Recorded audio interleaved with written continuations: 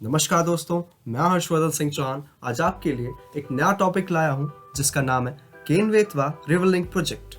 इस वीडियो में मैं आपको बताऊंगा कि रिवर लिंक प्रोजेक्ट क्या होता है, इसका क्या इंपॉर्टेंस है, नदियों को कैसे लिंक किया जाता है और साथ ही प्रोजेक्ट को क्यों क्रिटिसाइज किया जा रहा है। तो चलिए शुरू करते हैं। 1 फरवरी 2022 को हमारे देश का बजट अनाउंस हुआ जिसमें डिफेंस, मैन्युफैक्चरिंग और एजुकेशन पर फोकस किया गया।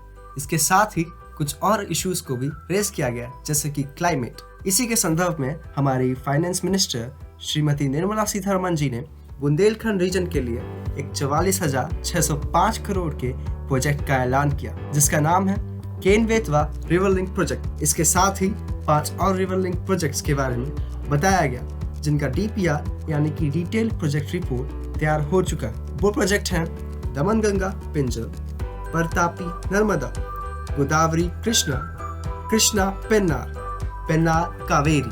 अब आप पूछ रहे होंगे कि रिवर लिंक प्रोजेक्ट होता क्या है। रिवर लिंक यानी कि 2 या 2 से ज्यादा नदियों को कैनाल या रिजर्वोयर के एक नेटवर्क से जोड़ दिया जाना ताकि वाटर रिसोर्स को इफेक्टिवली मैनेज किया जा सके। इससे इरिगेशन और ग्राउंड वाटर रिचार्ज यानी अंडरग्राउंड वाटर का लेवल बढ़ाने में काफी मदद मिलती है।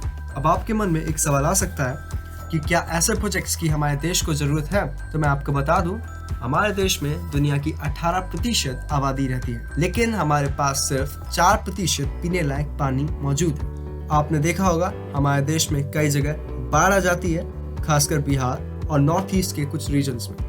तो कई जगह पानी की किल्लत हो जाती है और सूखा पड़ जाता है, जैसे कि उत्तर प्रदेश के बुंदेलखंड में, राजस्थान में, महाराष्ट्र के कुछ पार्ट्स में। तो इन प्रॉब्लम्स को सॉल्व करने के लिए रिवर लिंक प्रोजेक्ट्स बहुत काम आते हैं। हमारे देश में अभी के समय कई रिवर लिंक प्रोजेक्ट्स पर काम चल रहा है और ये प्रोजेक्ट्स आज समय की जरूरत बन चुके हैं। आपको बता दूं कि ये प्रोजेक्ट जल शक्ति नाम की मिनिस्ट्री के अंदर आते हैं। इस मिनिस्ट्री को केंद्र सरकार ने 2019 में बनाया था, जब 2 अलग अलग मिनिस्ट्रीज को एक साथ मर्ज कर दिया गया था। पहली मिनिस्ट्री थी ministry of water resources, river development and Ganga rejuvenation.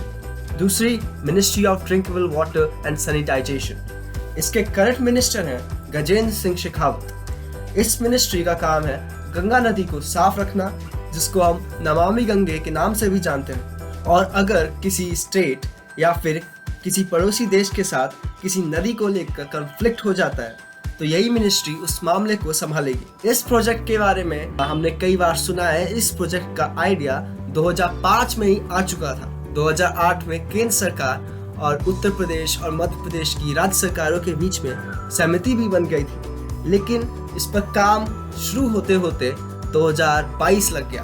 अब बात आती है कि इस प्रोजेक्ट में केन और बेतवा नदियों को कैसे लिंक किया जाएगा। तो इसके लिए एक 231 किलोमीटर लंबी एक कैनाल बनाई जाएगी जिससे इन दोनों नदियों को लिंक किया जाएगा और एक 2 धन डैम बनाया जाएगा जिससे केन नदी का पानी बेतवा नदी में पहुंचाया जा सके। अब आते हैं इस प्रोजेक्ट से बुंदेलखंड रीजन को मिलने वाले फायदों के ऊपर। इस प्रोजेक्ट से लगभग 9 लाख हेक्टेयर खेती की जमीन को पानी मिलेगा, 62 लाख लोगों को पीने का पानी मुहैया कराया जाएगा, साथ ही 103 मेगावाट की हाइड्रो पावर जनरेट की जाएगी, 27 मेगावाट सोलर पावर भी जनरेट होगा। फंडिंग की बात करें तो केंद्र सरकार ने पिछली साल 2021 से 2022 के बीच में 4,300 करोड़ रुपए एलोकेट कर दिए थे। इस साल 2022 से 2030 के बीच में 1,400 करोड़ रुपए एलोकेट किए जाएंगे।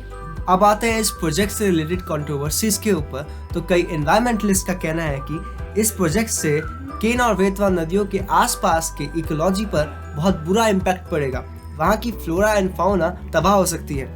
इस एरिया में मध्य प्रदेश का एक टाइगर रिजर्व भी पड़ता है जिसको पन्ना टाइगर रिजर्व के नाम से जानते हैं। पॉलिटिशियंस की बात करें तो अपोजिशन ने सरकार पर यह आरोप लगाया है कि सरकार ने इस प्रोजेक्ट का ऐलान तब किया है जब उत्तर प्रदेश के स्टेट इलेक्शंस बहुत नजदीक हैं। इसे अपोजिशन ने सरकार का एक चुनावी दाव कहा है।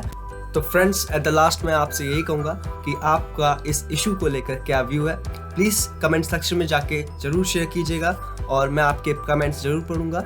So thanks for listening to me. Thank you.